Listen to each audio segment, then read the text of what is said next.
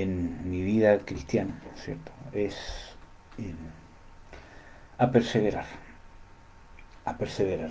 Las veces que al tiempo después me he dado cuenta donde ha habido más presencia de Dios, más trato de Dios, ha sido los momentos más difíciles, en los momentos que uno pasa situaciones adversas, especialmente cuando estas situaciones se prolongan en el tiempo, forman carácter, sacan lo que hay en nosotros, ¿cierto? Y realmente Dios nos empieza a depurar, nos empieza a formar. Dios jamás nos va a abandonar bajo ninguna circunstancia, ¿cierto? Dios es fiel, dice que Él no se puede negar a sí mismo, sino que Él permanece fiel, aunque muchas veces nosotros somos infieles. Entonces, lo que hay que entender, ¿cierto? Y sé que lo que hemos hablado harto, ¿cierto? Es tratar de entender lo que quiere Dios para nosotros y preguntarnos y cuestionarnos. ¿Estoy en la condición que Dios quiere que esté? ¿Estoy haciendo lo que Dios quiere que yo haga? ¿Dios está agradado con lo que soy, con lo que siento, con lo que pienso, con los pensamientos que hay en mí, con lo que mueve esos pensamientos, lo que origina esos pensamientos? Y eso es bíblico, aunque este no era del tema que iba a hablar, pero hay algunos otros versículos bíblicos que hablan de lo mismo, pero el Salmo 19, por ejemplo, el último versículo, nos muestra un, uno de los propósitos o un ejemplo de lo que estoy diciendo.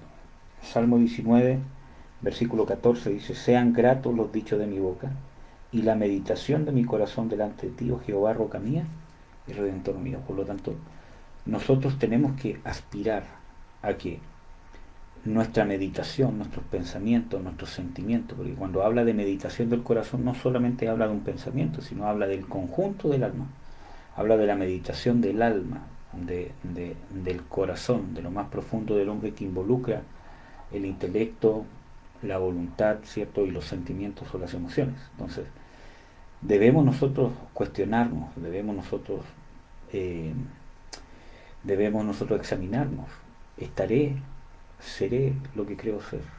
Y no conformarnos. Por ejemplo, hay muchas veces cuando caemos en angustia o en amargura, ¿cierto? Nos empezamos eh,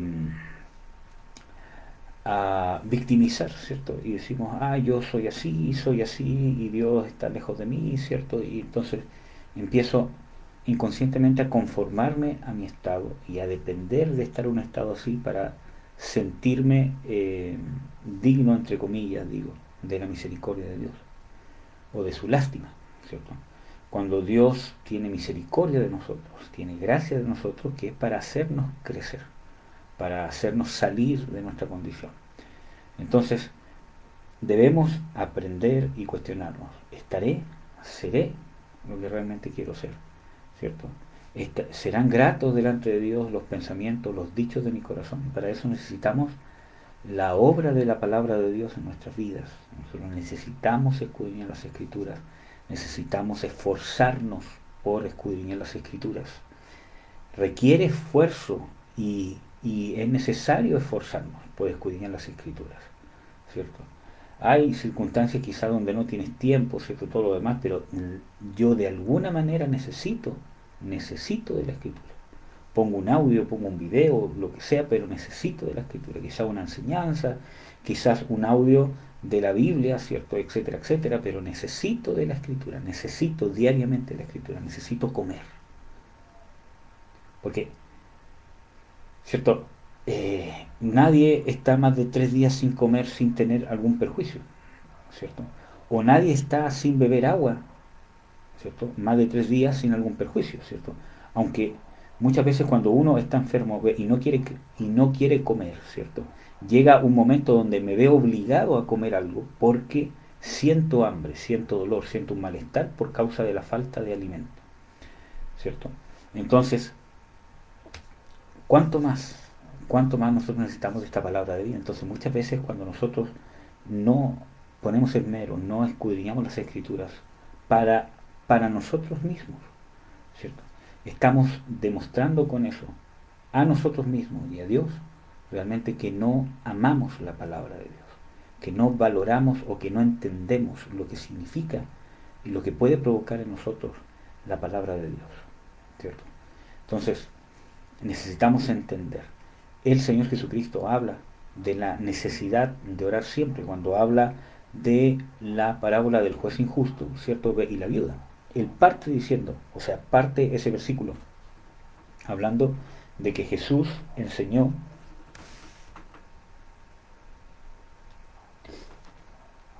perdón, que iba a estornudar, que Jesús enseñó sobre la necesidad de orar siempre. Y dentro de esa parábola, que yo creo que ya ustedes, ¿cómo se llama? Saben cuál es, ¿cierto? Dice de que realmente, ¿cierto?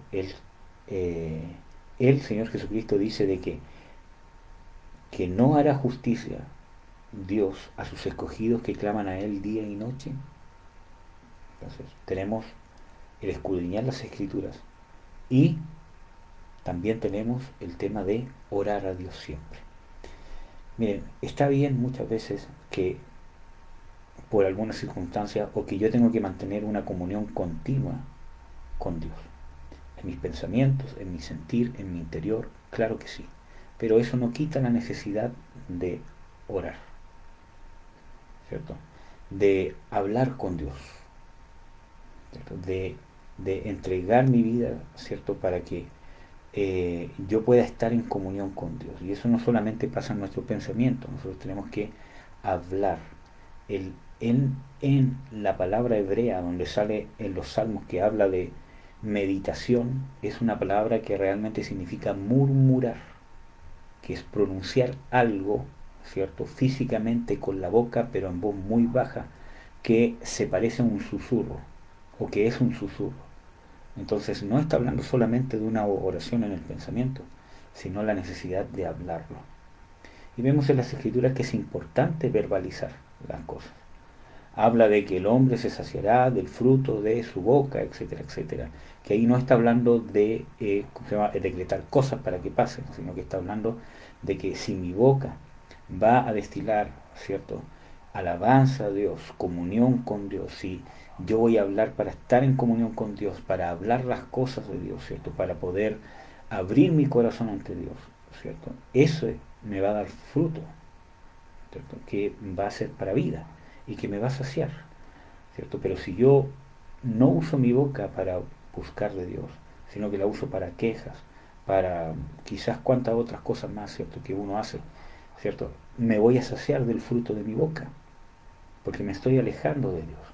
Entonces necesito entender la necesidad de orar a Dios siempre.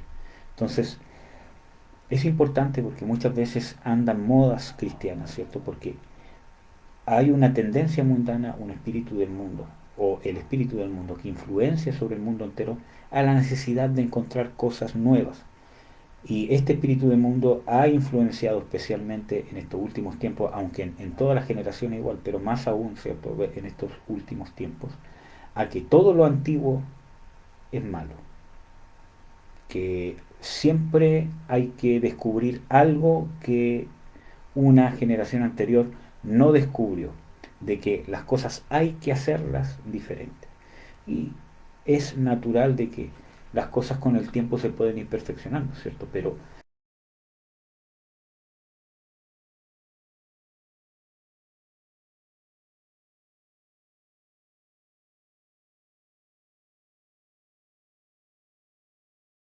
el mismo espíritu del mundo se mueve muchas veces en la iglesia cristiana. Entonces no, entonces tildan a todo lo antiguo o lo establecido como religión y religioso. Y sí, hay muchas cosas que sí han sido errores del hombre, pero no todo. La palabra y la esencia de la palabra no se puede cambiar. Dios es el mismo. Y Dios no se adapta, ¿cierto?, a la cultura o a nuestros tiempos. Es el hombre el que se debe convertir a la palabra de Dios. Y nosotros debemos hacerlo constantemente. Entonces, si Jesús dijo que había una necesidad de orar a Dios siempre, es porque hay que orar a Dios siempre. Si la escritura dice la necesidad de escudriñar las escrituras, de buscar las escrituras, el Señor Jesucristo, ¿cierto?, habló de escudriñar las Escrituras.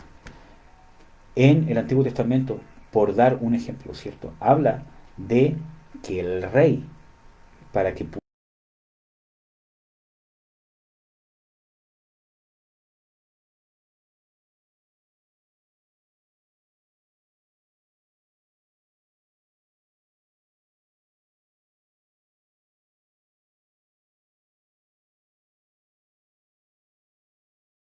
estudiar la Biblia, necesitamos comprender la Biblia, porque la Biblia es la palabra de Dios. Dios habla directamente al corazón de alguien, pero ese rema de Dios se va a basar en la escritura que yo escudriño. Y no estoy hablando de un escudriñar intelectual, ¿cierto? Porque muchas veces estamos influenciados por tendencias mundanas, ¿cierto? Que dicen, no, el intelectualismo y el religioso que si no lee todos los días la Biblia, etcétera, etcétera, porque eso es letra y todo lo demás, y son religiosos y todo lo demás. Entonces empezamos a disfrazar de ¿cómo se llama?, religión, ¿cierto?, como una forma mala, ¿cierto?, a muchas cosas que muchas veces no entendemos. Y yo necesito estudiar las escrituras. Y eso requiere algo práctico, leerla o escucharla o estudiarla o que alguien pueda compartírmela, ¿cierto? Pero necesito una relación personal e íntima con la palabra de Dios que está en la Biblia y que es la Biblia. Necesito, ¿cierto?, para poder crecer, para poder establecer una relación íntima con Dios, una relación personal y sobre todo una relación estable con Dios. Entonces, necesito esas cosas.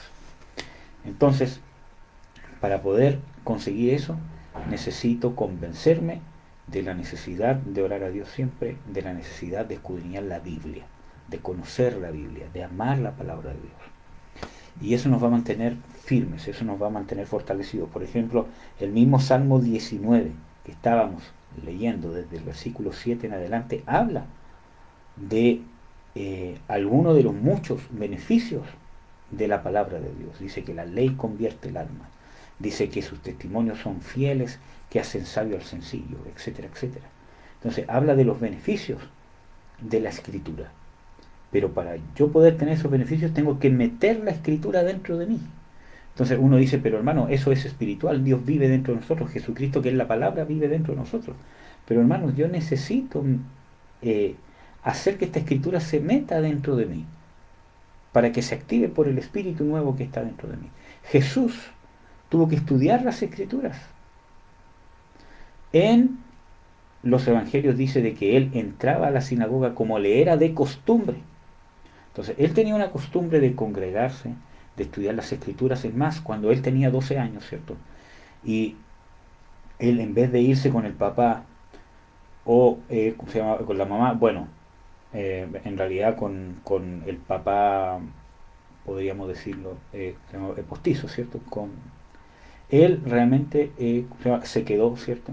Y cuando volvieron sus papás, hallaron de que él estaba haciendo preguntas a los maestros que había en ese tiempo. Y que todos quedaron impresionados de las preguntas que hacían. ¿Por qué? Porque él tenía una comunión con Dios a través de la oración y a través de la escritura, y él ya conocía que Dios era su Padre. Porque él dice, ¿no sabéis que me es menester estar en los negocios de mi Padre? Entonces él ya tenía entendido hacia dónde iba su propósito, que él había sido llamado para cumplir la voluntad del Padre, ¿cierto? Entonces, y él sabía que Dios era su padre. ¿Cómo? Por la revelación del Espíritu Santo. ¿Pero cómo? A través de lo que leía en la Escritura.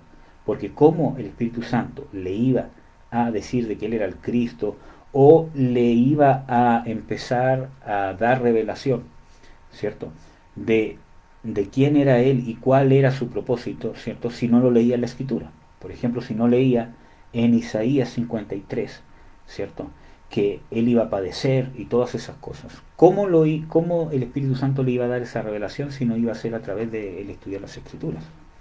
¿Cierto?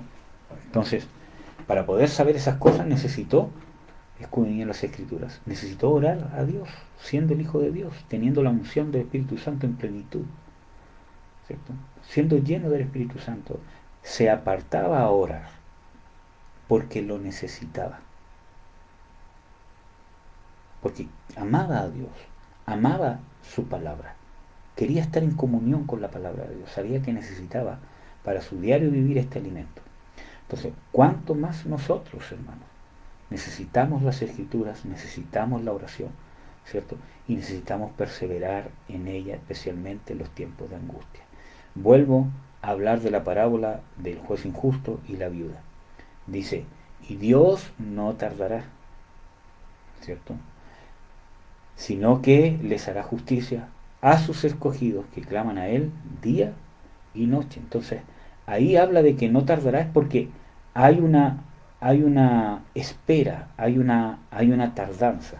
Y a mí me gusta más en este versículo la versión textual, por lo menos la primera hasta la tercera, eh, donde habla de que esa palabra es como longamine.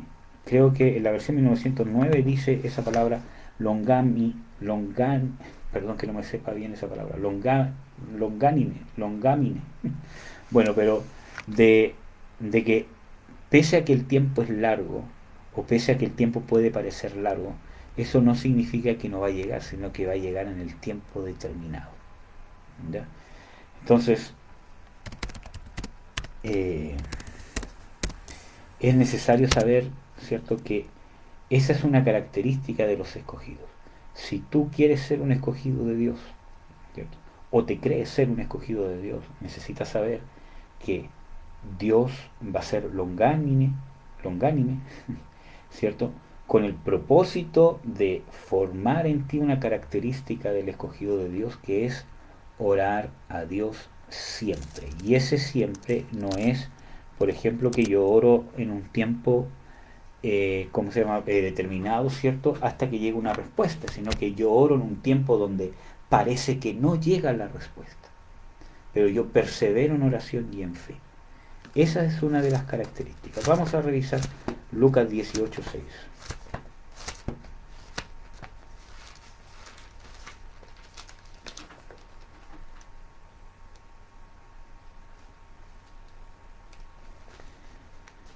Dice lo siguiente: y dijo el Señor, oíd lo que dice el juez injusto.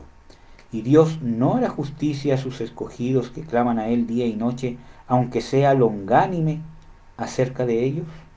Os digo que los defenderá pronto. Pero cuando el Hijo del Hombre viniere, ¿hallará fe en la tierra?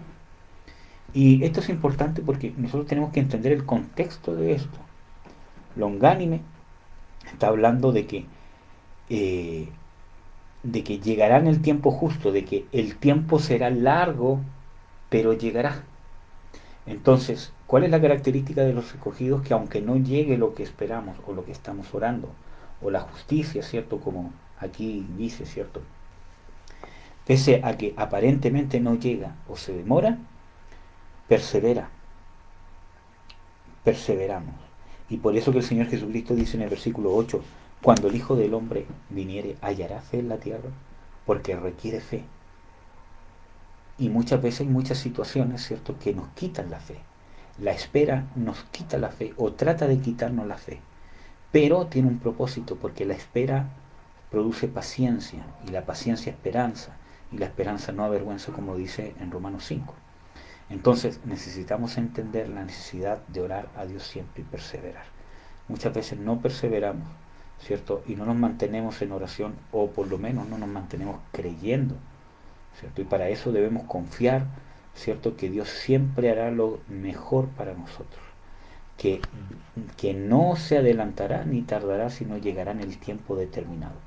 Porque el propósito principal de Dios no es entregarnos lo que pedimos, sino es cumplir en nosotros lo que necesitamos para estar en la condición que Dios desea que estemos, para la cual nos ha predestinado desde antes de la fundación del mundo, como dice Pablo. Entonces perseverar, necesitamos perseverar, hermanos. Bueno, vamos a hablar Vamos a ir a Deuteronomio 7. Quisiera poder un día tener bastante tiempo para quizás hablar de otro tema que tengo preparado, que es de ser conocido de Dios. Pero vamos a hablar de un tema que creo que es importante. Déjenme ver la hora para no pasarme, o por lo menos no pasarme tanto. Vamos a ver Deuteronomio 7, versículo 16, si mal no recuerdo. Sí.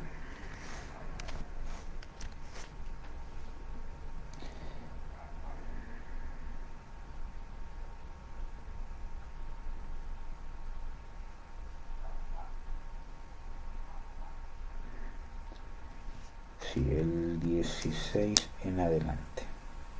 Sí. Aquí está hablando, el Señor está hablando de las bendiciones de guardar la palabra de Dios o de guardar sus mandamientos, ¿cierto? Está hablando de muchas bendiciones, entre esas, ¿cierto?, de amarnos, de bendecirnos, de multiplicar, de bendecir el fruto del vientre. Ustedes lo pueden leer en los versículos que anteceden a estos. Versículo 16, o desde el versículo 17, o desde el versículo 15 mejor, dice: y quitará Jehová de ti toda enfermedad, y todas las malas plagas de Egipto que tú sabes, no las pondrá sobre ti, antes las pondrá sobre todos los que te aborrecieron. Aquí está hablando de los beneficios de guardar los mandamientos de Dios y ponerlos por obra. Y consumirás a todos los pueblos que te da Jehová tu Dios. No los perdonará tu ojo, ni servirás a sus dioses, porque te serán tropiezo. Aquí está hablando de dos cosas: una promesa que ninguno de sus enemigos les podrán hacer frente, y a la vez está hablando de un mandato. Promesa y mandato. Nosotros muchas veces nos quedamos en la promesa y no entendemos el mandato. Y voy a hablar un poco, ¿cierto? No creo que la palabra correcta sea, ¿cómo se llama?, metafóricamente, ¿cierto?, sobre, ¿cómo se llama?, este versículo bíblico, pero darle una quizás interpretación espiritual para nosotros a este versículo bíblico. Dice: consumirás a todos los pueblos que te ha dado Jehová tu Dios, no los perdonará tu ojo, ni servirás a sus dioses, porque te serán tropiezo. Vemos ahí promesa y mandato. Dice: no los perdonará tu ojo. ¿Y cómo se aplica esto a nuestra vida? Muchas veces Dios nos promete libertad. Dice: a libertad fuisteis llamados, ¿cierto?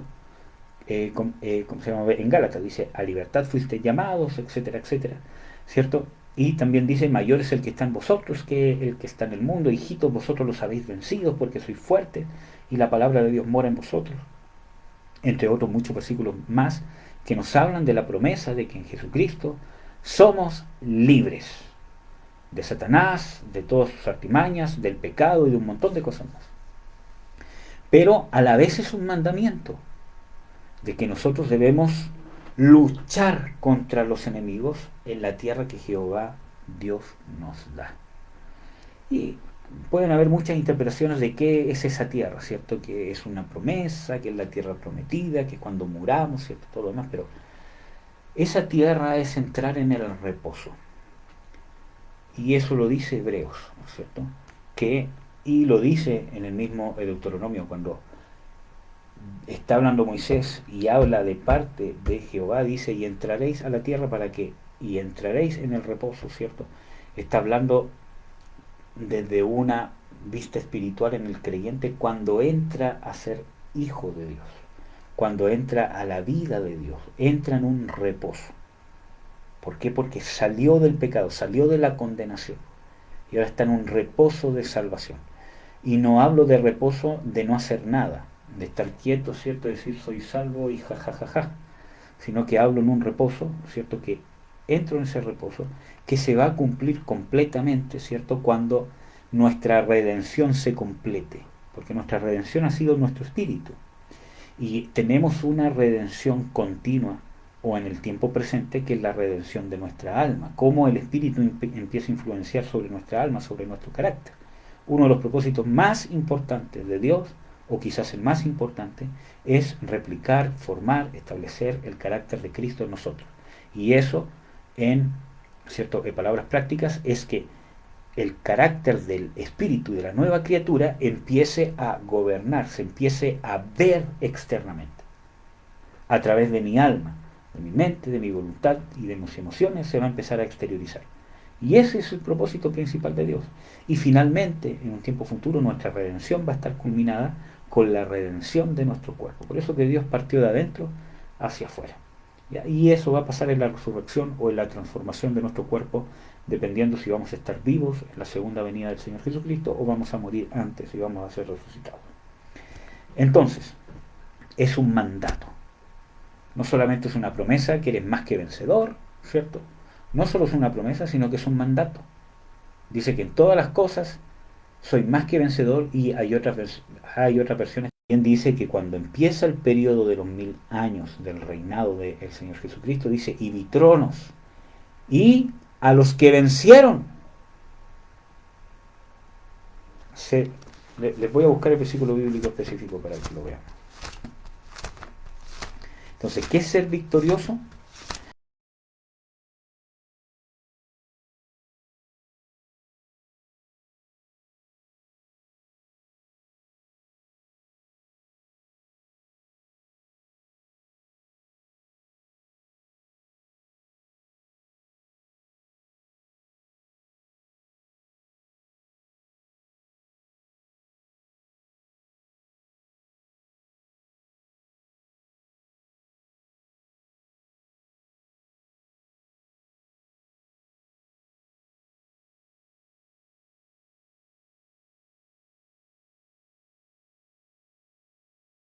Eh, y, y es necesario conectarse con el Espíritu, conectarse con Dios para poder entender la percepción de Dios de las cosas. Apocalipsis. Apocalipsis 24 dice, y vi tronos y se sentaron sobre ellos y les fue dado juicio, y vi las almas de los degollados por el testimonio de Jesús. Aquí están los santos, ¿cierto? Que el anticristo hizo guerra contra los santos y los venció, ¿cierto? ¿Por qué? Porque los degolló. Dice, degollados por el testimonio de Jesús y por la palabra de Dios, y que no habían adorado a la bestia en su imagen, y que recibieron y ni recibieron la señal en sus frentes ni en sus manos, y vivieron y reinaron con Cristo, ¿cuánto? 1000 años.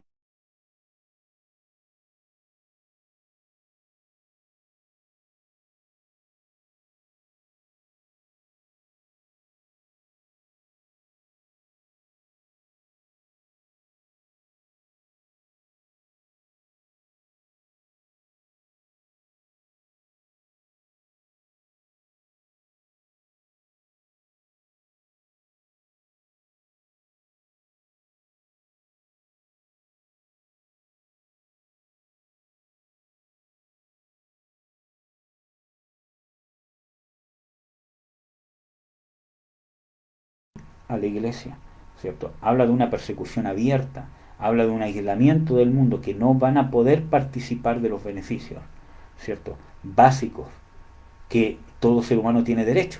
Ese derecho sirve, ya sea de la justicia para vida o del pecado para muerte. También lo dice Pablo.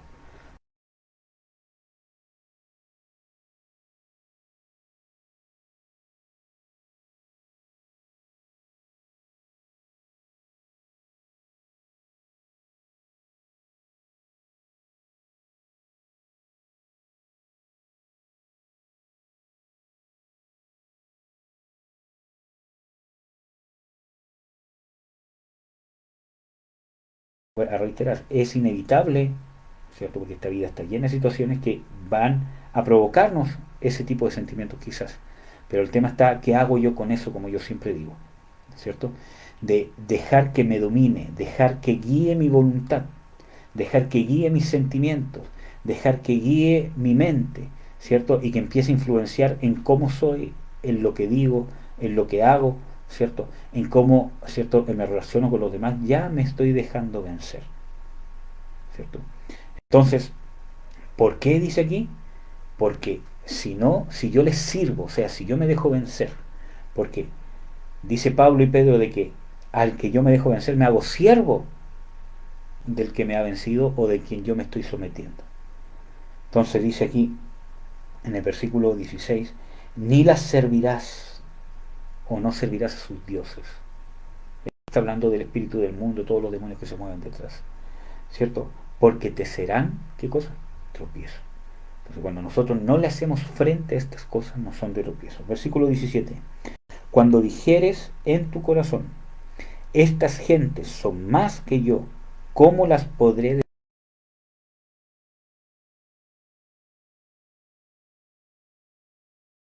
traumas que tengo de niño, las cosas, los impulsos machistas, los impulsos del feminismo por las heridas que tengo, los impulsos de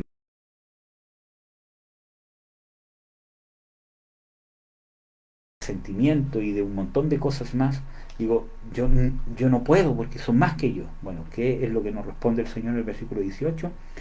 No tengas temor de ellos, acuérdate bien de lo que hizo Jehová tu Dios con Faraón y con todo Egipto. O sea, acuérdate bien de lo que hizo Dios al sacarte de las garras de Satanás y trasladarte al reino de su amado Hijo Jesucristo. ¿Cuál es la prueba más grande que tienes de eso? Que naciste de nuevo. Esa es la prueba tácita que tienes tú en ti mismo para saber que has pasado de muerte a vida. Porque que hayas pasado de muerte a vida, muchas veces nosotros lo hemos menospreciado porque muchas veces creemos que hemos tenido una conversión superficial que es simplemente sentirme mal y después pasar a sentirme bien y decir que soy cristiano y sentir alguna especie de gozo o de ¿cómo se llama? Alegría.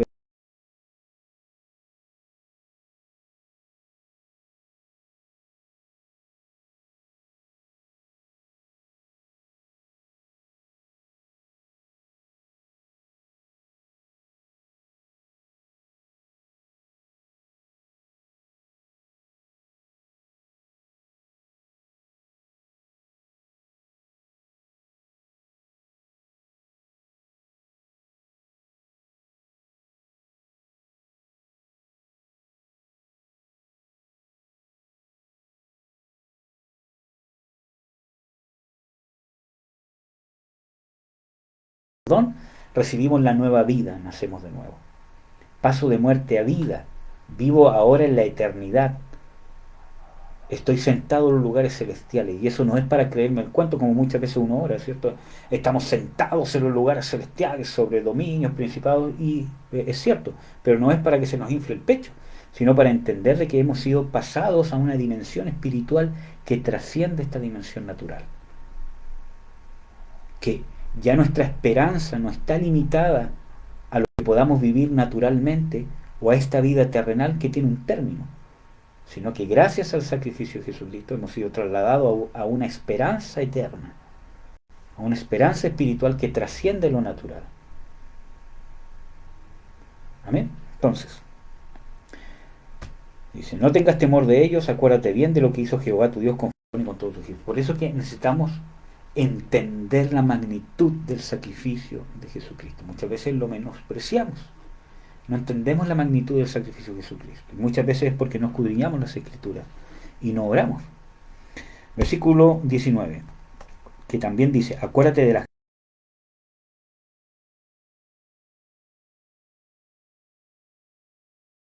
Así hará Jehová tu Dios con todos los pueblos de cuya presencia tú temieres.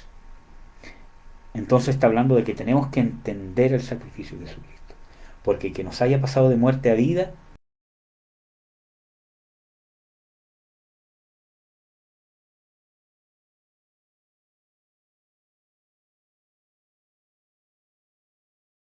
brazo a alguien, etcétera, etcétera, cosas así. Porque esas son señales de algo más importante que está pasando, que es que el reino de Dios se estableció en tu vida, que el Dios Todopoderoso hizo habitación dentro de ti. Y muchas veces nosotros menospreciamos eso y no nos damos cuenta de la magnitud, ¿cierto? Pablo dice, ¿cierto?, de que Dios reveló este misterio a los gentiles, que es Cristo en vosotros, la esperanza de gloria. Es un misterio que Dios reveló, que es Cristo en vosotros, la esperanza de gloria. O sea, la esperanza de gloria es que Cristo está en nosotros y es el gran misterio de que cómo Cristo está en nosotros, porque eso requiere una limpieza de pecados, requiere muchas cosas eternas, que alguien las tuvo que hacer y que no son arte de magia que Dios chistó los ya naciste de nuevo, listo. Requirió un trabajo, sudor de gotas de sangre de Jesús.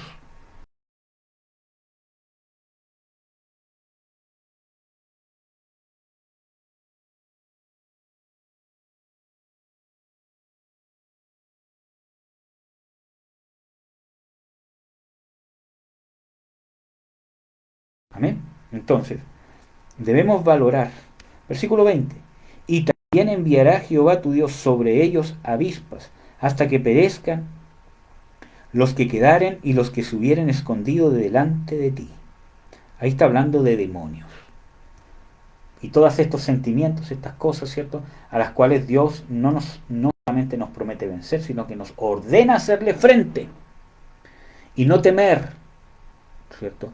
No acobardarnos o no conformarnos. Yo soy así, voy a esperar que Dios haga algo, ¿cierto? Porque Dios me ama. Dios nos demanda hacer frente a las cosas. Por eso que yo muchas veces no soporto o no comparto, perdón, gente que se conforma.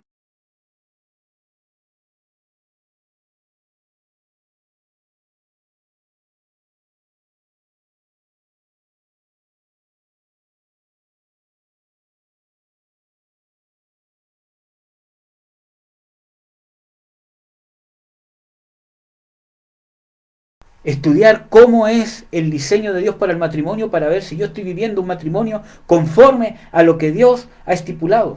Que no se preocupan tanto esposos como esposas, que no se preocupan de estudiar las escrituras para ver qué es lo que Dios, cuál es el modelo de Dios de una esposa, o de una madre, o de un esposo, o de un padre. Entonces, yo no puedo concebir cómo un cristiano verdadero no se preocupa de esas cosas. Porque eso refleja el amor que tenemos por Dios y el amor y el anhelo de querer hacer lo que le agrada, de querer que cambie nuestras vidas. ¿Cómo un cristiano no puede preguntarse, ¿estaré siendo una mujer de Dios?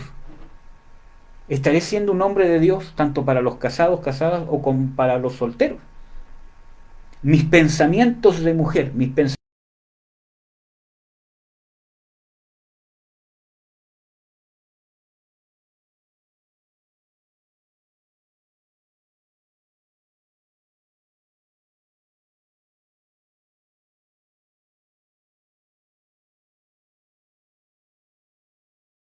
concebir que un cristiano no tenga esa comezón constante. Y por eso que no crecemos. Porque eso es hacerle frente a estas cosas. Porque si no yo me conformo, estoy faltando un mandamiento. Dios nos prometió la victoria, pero la victoria se debe alcanzar en la lucha. Cuando Dios entregaba a los enemigos del pueblo de Israel en sus manos, hay muchas frases, especialmente en el Antiguo Testamento, donde dice, salid porque yo os entregaré a vuestros enemigos en vuestras manos. Especialmente David, que cada vez que iba a una guerra consultaba a Jehová si los enemigos serían entregados en su mano y él decía, sí ve, porque yo los entregaré en tu mano. Y a veces dijo,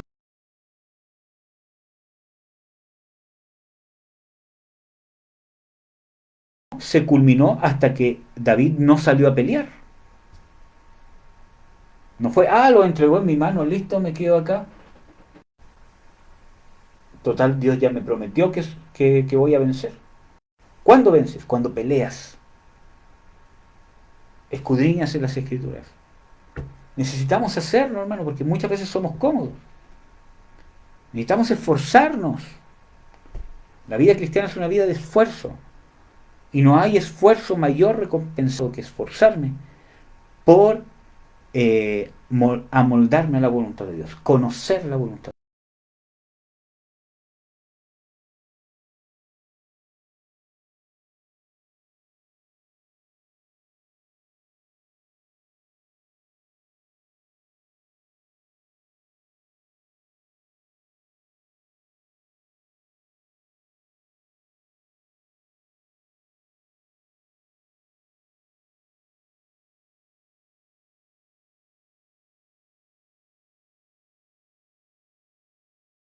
Aquí Y esto es importante porque está hablando de que muchas cosas quedan escondidas. Nos convertimos, hemos recibido ¿cómo se llama? Liberación quizás, hemos entendido ciertas cosas, hemos, ¿cierto? He tenido algunos cambios genuinos, ¿cierto? Pero muchas cosas quedan escondidas. Que en el mismo Deuteronomio, ¿cierto? También habla de no vaya a ser que haya raíz en ti, ¿cierto? Que haga salir ajenjo y te apartes en pos de tu Dios.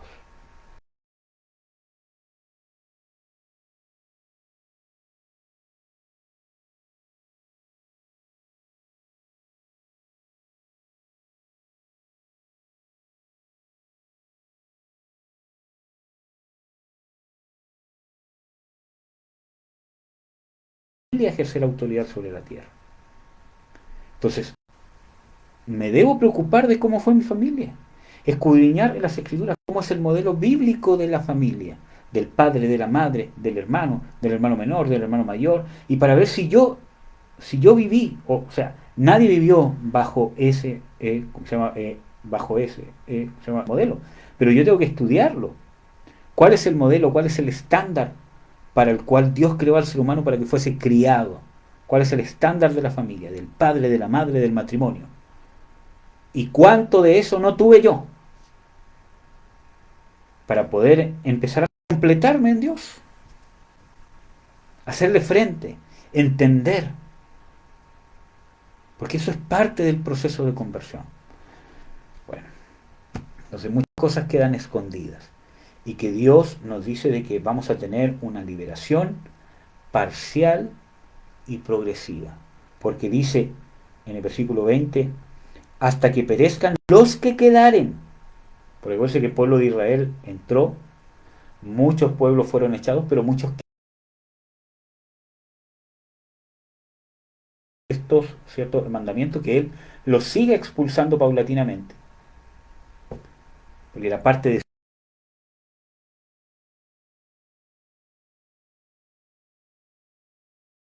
liberación paulatina, ¿cierto? Que necesitamos ir peleando esa batalla. No desmayes delante de ellos que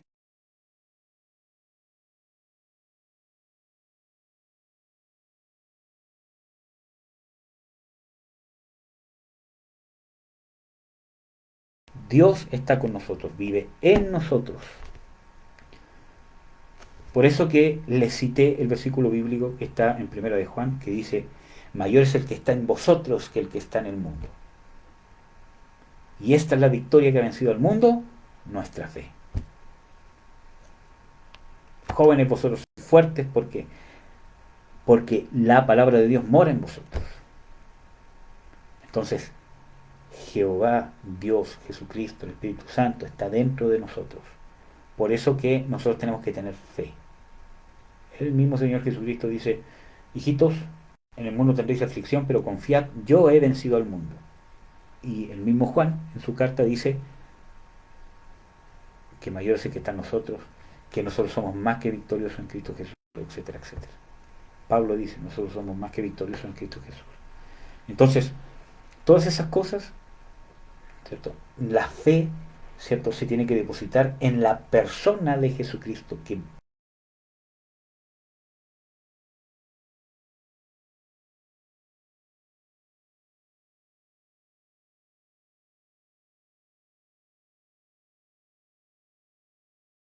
y el hacer frente y dar la pelea es justamente dar una pelea en victoria.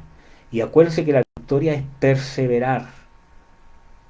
Jesús dijo, y les vuelvo a reiterar, en, en Mateo 24, en Apocalipsis, cuando exhorta a las iglesias, dice, el que perseverare hasta el fin será salvo. El que perseverare hasta el fin, yo le daré esto. El que perseverare hasta el fin, etcétera, etcétera. El que perseverare hasta el fin. Entonces, los vencedores, cómo nosotros vencemos, aunque externamente estemos siendo vencidos, ¿cierto? Por este sistema mundano, etcétera, etcétera, pero cómo nosotros estamos en victoria perseverando en seguir perfeccionando, en escudriñar las escrituras, en ver cuáles son las cosas que Dios quiere de mí, en conocer la voluntad de Dios. Acuérdense que Dios dice, conocimiento de Dios quiero. ¿Ya? Entonces, y Jehová tu Dios echará a esta gente delante de ti poco a poco. No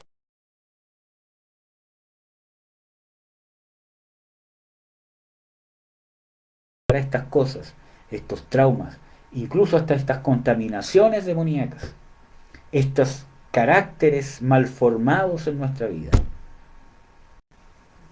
Los vais sacando poco a poco, porque no vaya a ser que se aumente la fiera del campo, o sea que sea un blanco fácil de una contaminación demoníaca. Acuérdense de que el Señor Jesucristo habla de que cuando hay liberación, la casa queda ordenada, pero cuando queda vacía, entran 7 demonios peores que él. Entonces, Dios necesita vaciar la casa de las cosas malas e irlas llenando, seguir vaciando la casa e irlas llenando. Y eso habla de cambio de carácter, de cambio de pensamiento, de cambio de costumbres, de cambio de percepción de la vida, de cambio de relacionarme con mi prójimo. Especialmente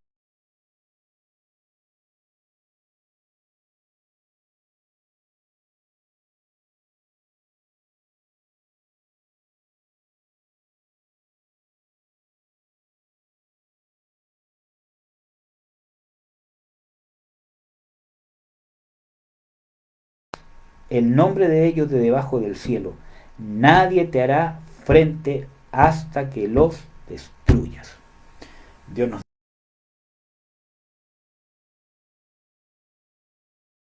y no porque aparentemente estemos siendo vencidos, porque hay más sentimientos de esto, porque más siento que estoy metido en la angustia, porque me pasan más cosas, sino que la forma en que yo voy a vencer es perseverando en esa situación. Les vuelvo a reiterar para terminar. Recuerden que está predestinado por Dios o permitido por Dios que el anticristo va a hacer guerra contra los santos y vencerlos, ¿cierto? Lo dice Daniel, lo dice incluso Apocalipsis, ¿cierto? Que incluso a muchos dará muerte. Pero esa no es una derrota. Pablo también cuando habla de su ministerio apostólico dice de que nosotros andamos como si estuviésemos derrotados. Pero no estamos destruidos. Como pobres pero enriqueciendo a muchos. Entonces vemos de que no es una derrota. Externamente estamos siendo vencidos. Pero cómo nosotros estamos en victoria en ese instante que estamos siendo externamente supuestamente vencidos, cómo nosotros estamos en victoria perseverando hasta el fin. Y esa palabra fin no tiene, o sea, tiene que ver con los últimos tiempos, pero tiene que ver hasta el fin de lo que Dios quiere hacer, hasta que culmine la obra de Dios en mi vida. Que la culminación total va a ser el día de la redención de nuestro cuerpo. ¿Ya? Entonces, eso, amados, perseverar, necesitamos hacer lucha, necesitamos hacer frente, necesitamos comprometernos.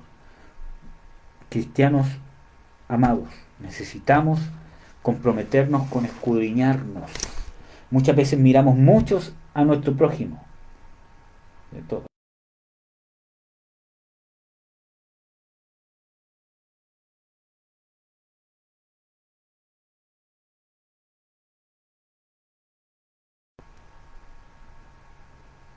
Necesitamos las escrituras, necesitamos la oración para tener revelación.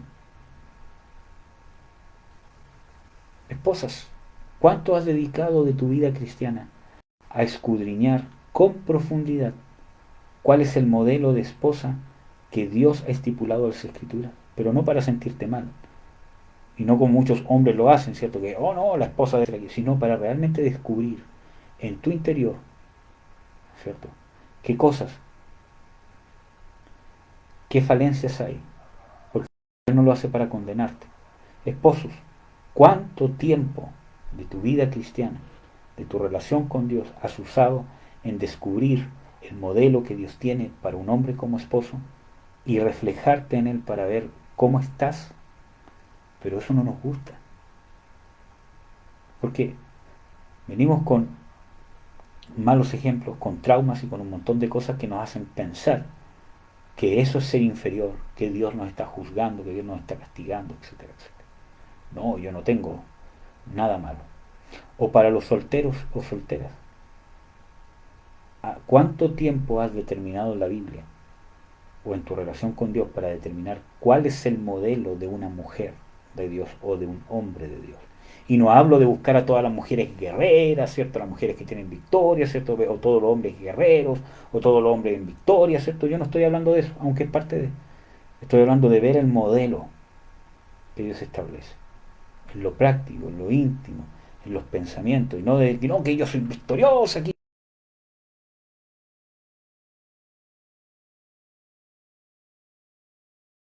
para una mujer. ¿Cuánto tiempo? ¿Cuánto tiempo has dedicado a estudiar el modelo de la familia de Dios? No para predicarlo, sino para compararlo con el modelo de familia que tú tuviste o que tú tienes o que aspiras tener.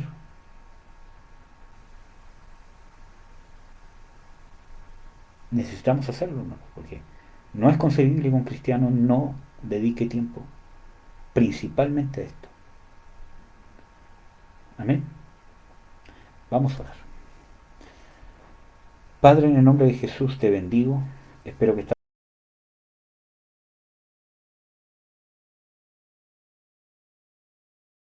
bien nuestros oídos, como tú le dijiste a tus apóstoles. Hacer que estas palabras penetren bien en vuestros oídos. Que se queden en nuestro espíritu. Que provoquen fruto en el nombre de Jesús. Que realmente nos hagan cuestionarnos. Que nos hagan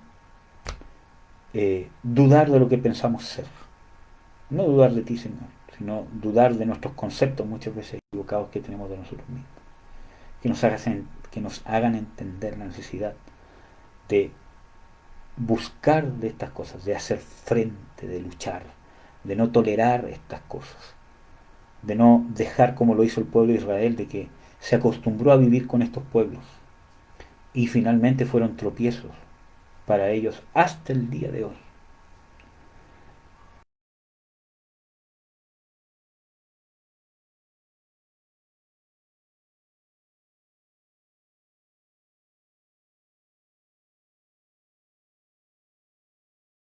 Hecho la promesa de victoria en Cristo Jesús y la creemos. Pero queremos que nos armes, que nos des valentía, que nos des sagacidad, que nos des avidez, que nos des cambia nuestro pensamiento, para que nosotros con fulgor, con entusiasmo, con ánimo, Señor, con, con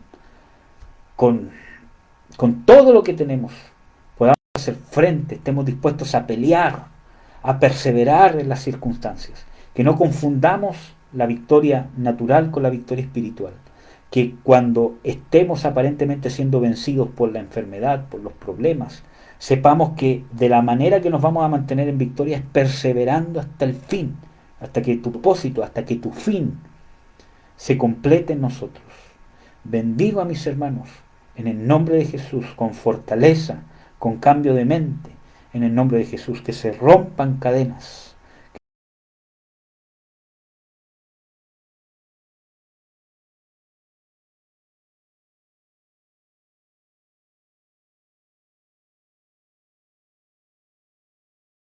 De Nazaret, que venga sanidad sobre ellos, sobre sus sentimientos, sobre su voluntad, sobre sus emociones, sobre su cuerpo, en el nombre de Jesús de Nazaret, que venga sanidad, que se manifieste sanidad, que se manifieste la victoria de Cristo Jesús en sus finanzas, que se manifieste la victoria de Cristo Jesús en sus matrimonios, que se manifieste la victoria de Cristo Jesús. Rompo cadenas en el nombre de Jesús, cadenas de atadura, de resentimiento, de falta de perdón, de rebelión, de ser obstinados, de ser rebeldes, de orgullo, de rebelión, de ceguedad, de pena, de tristeza, de angustia, de humillación, de ser de desprecio constante. Rompo cadenas en el nombre de Jesús. Declaro la victoria en sus matrimonios en el nombre de Jesús. Que sus esposos o esposas inconversos les va a llegar la luz de Cristo en el nombre de Jesús de Nazaret, porque en Cristo Jesús somos más que vencedores, somos más que victoriosos, que los hijos que se han descarriado o que están en el mundo o que nunca han tenido un encuentro personal con Cristo, de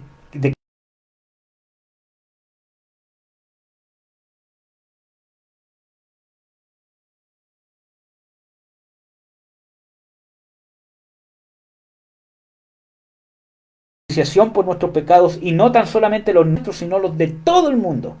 Declaramos que el sacrificio de Jesucristo está al favor de nuestros hijos, a favor de nuestros cónyuges, a favor de nuestros padres, a favor de nuestros amigos, a favor de nuestros familiares, a favor de nuestros compañeros en el trabajo, a favor de nuestros conocidos, en el nombre de Jesús de Nazaret. Declaramos que está a favor de sus vidas y que somos más que victoriosos. Nosotros nos comprometemos, Señor, delante de ti en el nombre de Jesús, a ser valientes, aunque veamos que somos débiles, a decir: fuerte soy, como dice en tu palabra.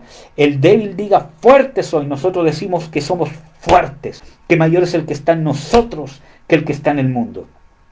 Que a todas las cosas podemos hacer frente en Cristo Jesús. Que somos más que victoriosos en Cristo Jesús.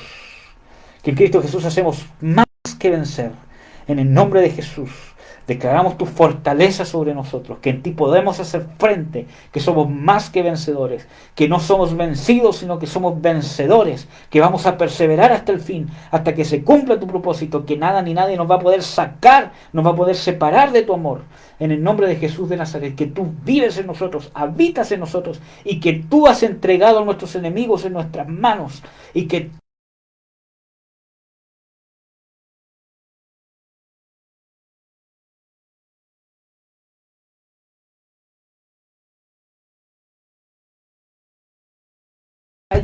para que nosotros declaremos la victoria, porque han sido desarmados completamente en la cruz, han sido exhibidos, como dice tu palabra, que tú los despojaste, los desarmaste en ti mismo en la cruz. En el nombre de Jesús están despojados, están desarmados, y nosotros estamos armados con las armas espirituales de amor, de perdón, de fe, de paz, de la oración, de la palabra de Dios, de la perseverancia.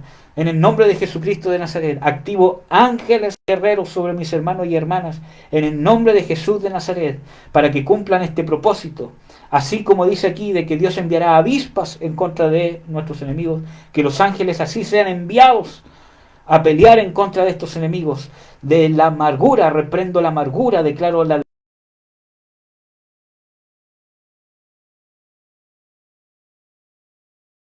del desprecio, del menoscabo, del autodesprecio, del automenoscabo, en el nombre de Jesús de Nazaret, de las heridas del alma, en el nombre de Jesús, del orgullo, de la soberbia, del resentimiento, de las preocupaciones, de las enfermedades físicas, en el nombre del Señor Jesucristo. Declaro la victoria, y que estos ángeles van en contra y aplican la victoria de Jesucristo de Nazaret en contra de estos enemigos que han sido derrotados en la cruz, que están desarmados, que no tienen armas en contra nuestra, en contra de la palabra de Dios, en contra del decreto de Dios de victoria en Cristo Jesús sobre nosotros, porque mayor es el que está en nosotros que el que está en el mundo. En el nombre de Jesús declaro la derrota de sus sentimientos, de envidia, de celos amargos, de amargura, de depresión, de crisis de pánico, de pena, de angustia, tristeza del alma, de fracaso matrimonial, de fracaso de maternidad, de fracaso de paternidad, de destrucción de la familia. En el nombre del Señor Jesucristo se van, son derrotados, son vencidos. En el nombre de Jesús de Nazaret. Jesús los despojó en la cruz, y ustedes lo saben. No tienen armas eficaces en contra de lo que ha hecho Cristo en nuestras vidas, porque hemos pasado de muerte a vida. Hemos sido trasladados de la potestad de las tinieblas al reino de su Hijo amado, por la redención de nuestros pecados que fueron pagados, perdonados y consumados en la cruz. Y tú lo sabes, Satanás, y todos ustedes, demonios, lo saben. Así que declaro la derrota. Fuera la amargura, fuera el feminismo, fuera el machismo, fuera el resentimiento, fuera la hipocresía, fuera la religiosidad, fuera el juicio, fuera la condenación.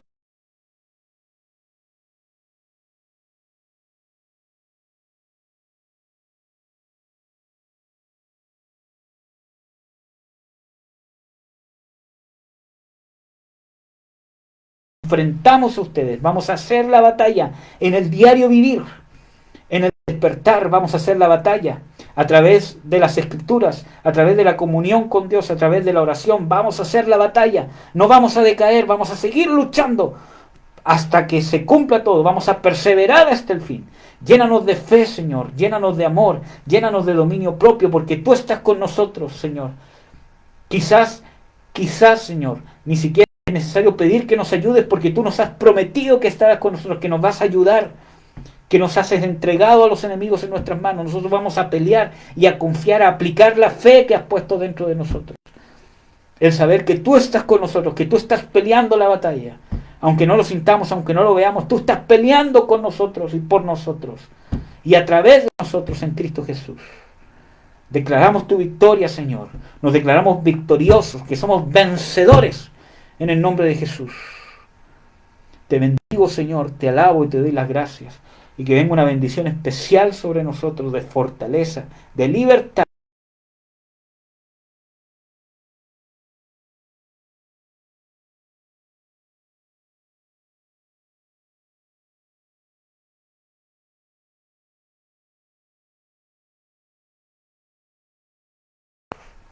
Amén. Amén, amados. Espero que haya sido de bendición. Perdón si me extendí mucho. Dios los bendiga.